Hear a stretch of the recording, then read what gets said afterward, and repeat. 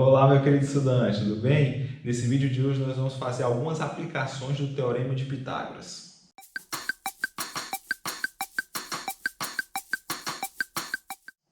Bom, duas aplicações na verdade. Uma é a desigualdade triangular e outra é a distância entre dois pontos, certo? São duas aplicações muito importantes desse teorema que têm uma força também relevante, uma na geometria euclidiana e outra na geometria analítica, ok? Então vamos lá, resultados bem elementares e bem interessantes.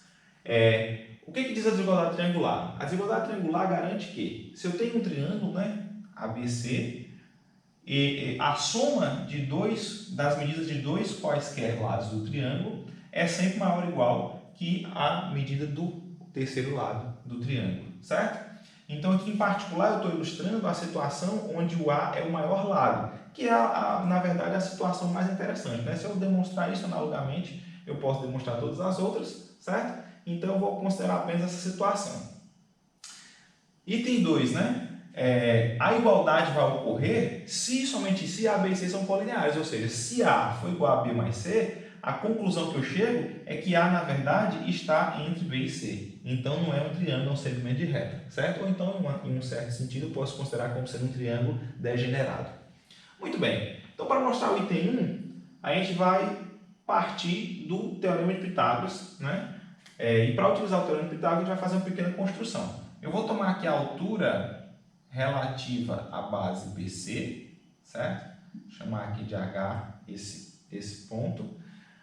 H, a altura, vou chamar aqui de N, né? A distância entre H e C, e vou chamar aqui de M, a distância entre B e H. Como os triângulos ABH e ACH são retângulos, eu posso aplicar o Teorema de Pitágoras nos dois. Então, pelo Teorema de Pitágoras, né, C ao quadrado, que é a hipotenusa, né, o quadrado da hipotenusa é igual à soma dos quadrados dos catetos, m ao quadrado mais h ao quadrado, certo? Bom, como h é maior ou igual a zero, né, h ao quadrado é maior ou igual a zero, eu concluo que isso daqui é maior ou igual a m ao quadrado. Eu estou assumindo, né, que todas as medidas aqui são positivas, evidentemente, né, ou melhor, não negativas, maiores ou iguais a zero. Então, a conclusão que eu chego aqui é que c ao quadrado é maior ou igual a m ao quadrado.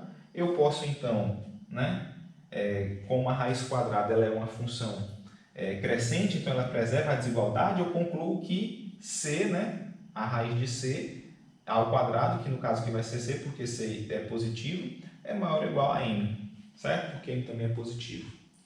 Aplicando o Teorema de Pitágoras ao triângulo AHC, a gente tem que b ao quadrado é igual a n ao quadrado mais h ao quadrado. E aí eu uso o mesmo argumento. Como h ao quadrado é maior ou igual a zero, então n ao quadrado mais h ao quadrado é maior ou igual a n ao quadrado. Consequentemente, eu estou dizendo que b ao quadrado é maior ou igual a n ao quadrado. E, por sua vez, eu estou dizendo que b é maior ou igual a n. Se agora eu adiciono essas duas desigualdades, perceba que adicionando, eu concluo que b mais c é maior ou igual a m mais n, que é igual a A, certo? Então, aí eu demonstrei o item 1. O item 2, perceba que a volta, né, ela é imediata, porque se o A pertence ao segmento BC, então é claro, né, que M mais N, né, vai coincidir, o C vai coincidir com M e o B vai coincidir com N, então é claro que B mais C vai ser igual a A, certo? Então a volta é imediata, então não vou fazer a volta, certo? A volta é trivial. Então, vamos fazer a ida, certo? A ida é o seguinte, se eu tenho que A é igual a B mais C. Bom, supondo que A é igual a B mais C, a gente concluiu aqui, no item anterior, que C é sempre maior ou igual a N e que B é sempre maior ou igual a N. Além disso, a gente sabe que M mais N é igual a A.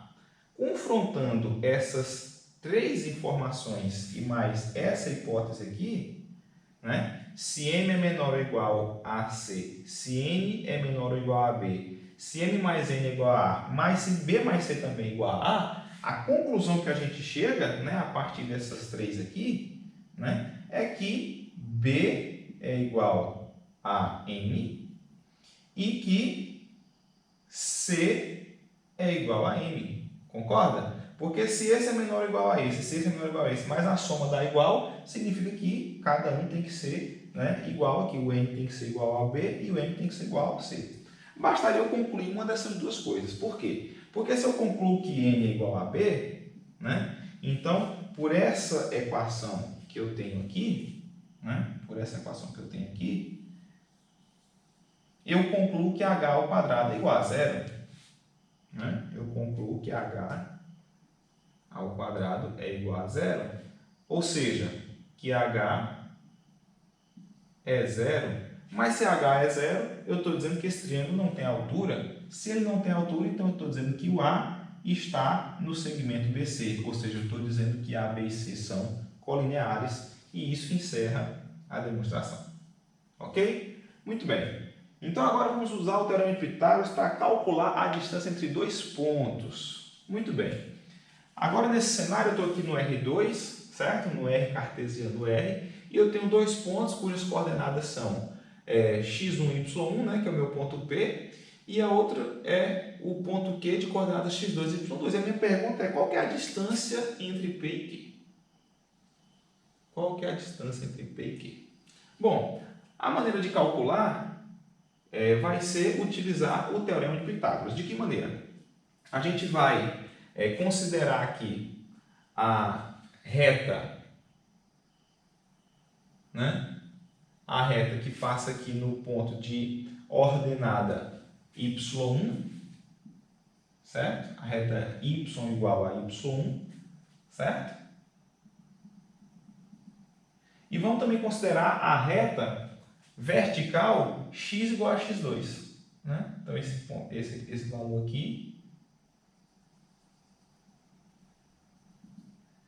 né? Aqui a gente tem x2. E esse ponto aqui, onde essas duas retas se encontram, ele vai formar aqui um ângulo de 90 graus. Esse ponto aqui que eu vou chamar de R, ele tem coordenadas x2, né? y1. Ok? Muito bem. Então aqui eu construí um triângulo que é retângulo, portanto vale o teorema de Pitágoras, ou seja, a distância entre P e Q, que é a hipotenusa, né, ao quadrado, a distância entre P e Q, certo? A distância entre P e Q ao quadrado, ela tem que ser igual à soma dos quadrados dos catetos, ou seja, a distância de P a R, distância de P a R ao quadrado, mais a distância de Q a R ao quadrado, certo? Muito bem. Qual que é a distância de P a R? Perceba que P e R estão, né, na mesma reta aqui horizontal. Eles têm a mesma coordenada y, né, y1 e y1. Então, a distância entre esses dois pontos nada mais é do que o módulo da diferença entre as suas coordenadas, entre as suas duas abscissas, ou seja, o módulo da diferença entre x1 e x2. Então, como está elevado ao quadrado, isso daqui vai ser o módulo de x1 menos x2 ao quadrado, né? Ou x2 menos x1, né? Tanto faz, como está em módulo, não tem diferença. Já aqui, como eu estou numa reta vertical, né?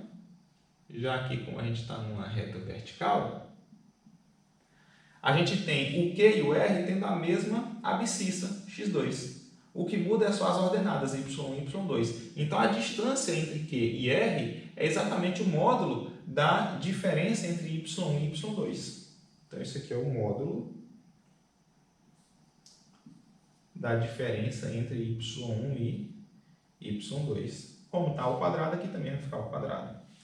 Agora, partindo da propriedade de que um número ao quadrado é igual ao módulo desse número ao quadrado, né? Ou seja, eu estou dizendo o seguinte, que x ao quadrado é o mesmo que módulo de x ao quadrado, né? Justamente porque o expoente é par, então o sinal aqui não vai fazer diferença.